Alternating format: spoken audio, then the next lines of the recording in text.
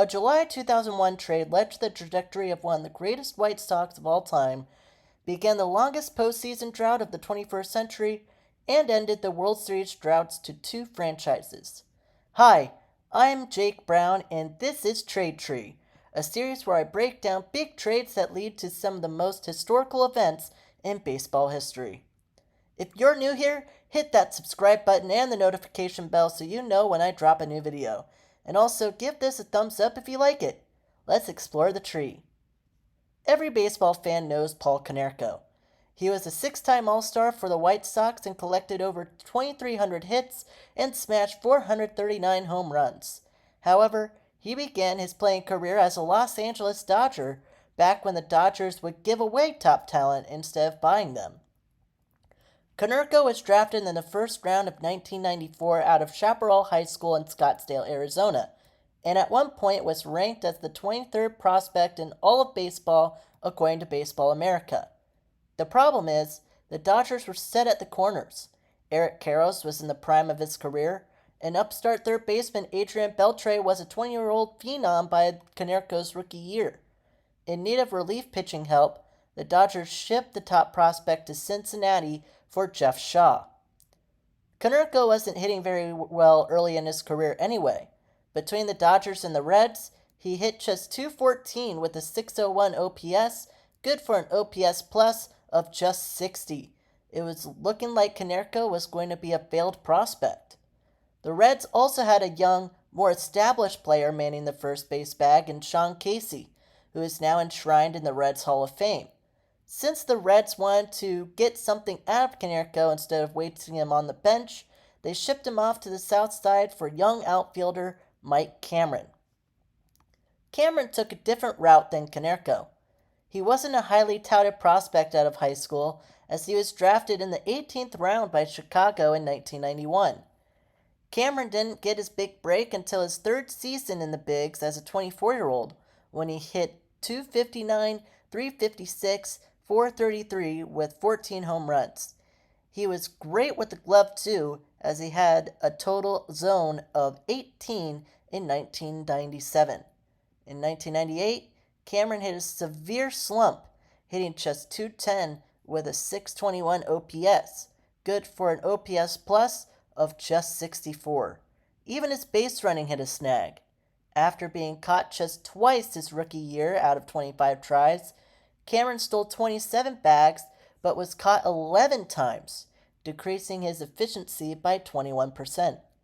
The Reds still saw value in Cameron and had a hole in center field vacated by now free agent Reggie Sanders.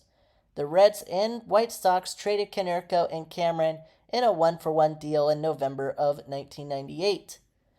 In 1999, Konerko broke out for the Sox.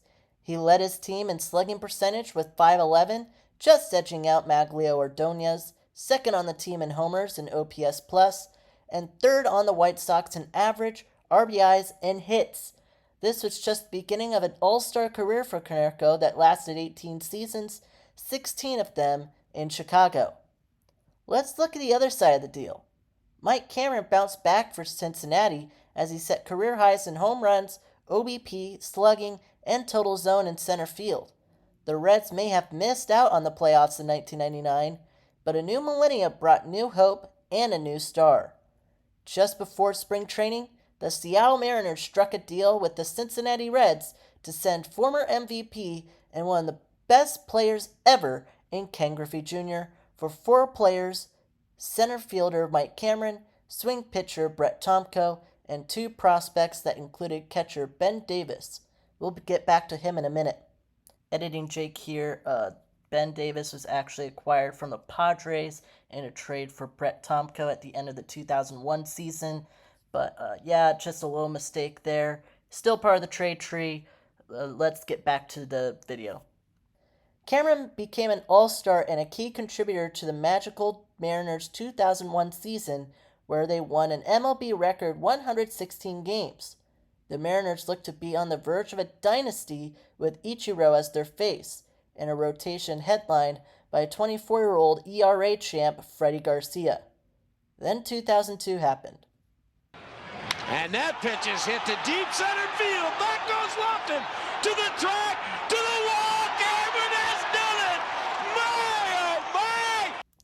Despite winning 93 games, the Mariners placed third in the division behind the Moneyball A's and the eventual World Series champs Los Angeles Angels. In 2003, it was more of the same, as the M's missed the postseason again despite winning 93 games. When the Mariners disappointed in 2004, winning just 63 games, they blew it up. Manager Bob Melvin was let go after the season, GM Pat Gillick was fired mid-season, Mike Cameron left in free agency, Mr. Consistent John Olerud was released when the team couldn't find a trade partner before the deadline, and Freddie Garcia was traded to the White Sox for infielder Michael Morse, backstop Miguel Olivo, and outfielder Jeremy Reed. Our trade tree even continues as catcher Ben Davis was included in that deal. In 2005, Freddie Garcia and his now teammate Paul Konerko won a World Series, sweeping the Houston Astros. Garcia came up big in the World Series, outdueling Houston's Brandon Brake in Game 4 to bring a chip back to the South Side for the first time in 87 years, breaking the curse of the Black Sox. But the trade tree doesn't stop there. Morse was traded to Washington for outfielder Ryan Lagerhans, while Michael Morse had a very solid career in the nation's capital, where he averaged a .514 slugging and a .130 OPS+. He was dealt in a 3-team deal that, oddly enough, included the Seattle Mariners. The Oakland A's sent pitchers A.J. Cole, Blake Trinan, and Ian Kroll to the Nats, as Michael Morse was traded back to Seattle along with catcher John Jaso. Trinan was the notable one in this deal, as he became a solid late-inning reliever. He had a .304 ERA and a .134 ERA plus out of the bullpen in 2015 and 2016. In 2017, though, Trinan's ERA ballooned to a sub-6 ERA. The Nationals, in need of bullpen help, specifically in the closer spot, landed former All-Star Ryan Madson and Sean Doolittle. While Ryan Madson was great in 2017, he wasn't so much in 18 as he is remembered in D.C. for this grand slam by David Bodie. Center field. Did he get it? Did he get it? Santa Maria! Walk-off slam! I hate my life. Sean Doolittle, though, became a fan favorite in D.C., making his second All-Star appearance in 2018, hosted by Nationals Park, oddly enough, and later helped bring the Nats their first title in franchise history and the first in D.C. since 1924. Meanwhile, the Mariners still hadn't made the playoffs, and didn't make the playoffs until 2021. Michael Morse struggled in 2013 both in Seattle and in Baltimore, where he was traded at the deadline. That offseason, the San Francisco Giants signed Morse. Morse helped the G-Men win their second World Series in 3 years. While it's technically not part of the trade tree, I felt it was worth noting. In 1999, the Reds traded future franchise star Paul Konerko to the White Sox for a player, Mike Cameron, that landed them one of the greatest to ever do it in Ken Griffey Jr. While it led to the greatest regular season ever, it helped kickstart the longest playoff drought in the 21st century.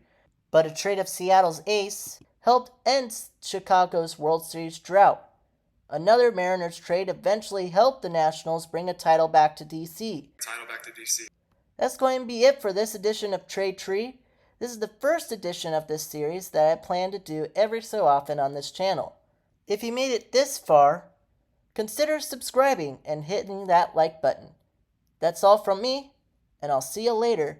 Goodbye. Come back next time.